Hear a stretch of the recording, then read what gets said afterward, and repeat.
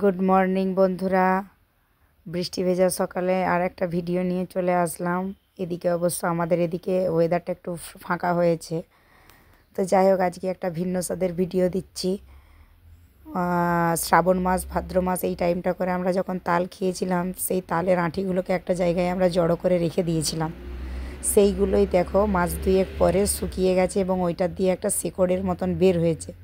এইটাকে আমাদের এখানের গ্রামের চলতি ভাষায় বলে তালকুর, তালের আঁটি। ওইটা কেটে দেওয়ার পর ভেতরের ওই যে সাদা শাঁসের মতন অংশটা ছাড়িয়ে রাখা হচ্ছে না, এগুলোকে ধুয়ে এরপর আমরা খাওয়া দাওয়া করে নিয়েছিলাম। তো সত্যিই খেতে সুন্দর, আর বলে না বছরের স্বাদ, সারা বছরে এইটা একবারই পাওয়া যায়।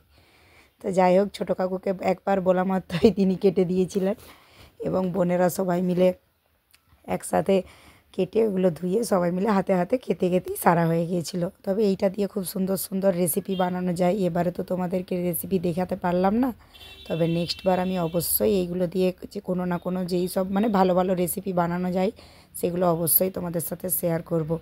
আর যাই হোক, আমার এই ভিডিও দেখতে থাকো, আমার চ্যানেলটা সাবস্ক্রাইব করো, আর এইটাকে তোমরা কে কী বলো জানিও। লাও খাও। কেমন খেতে সোনা? কেমন খেতে?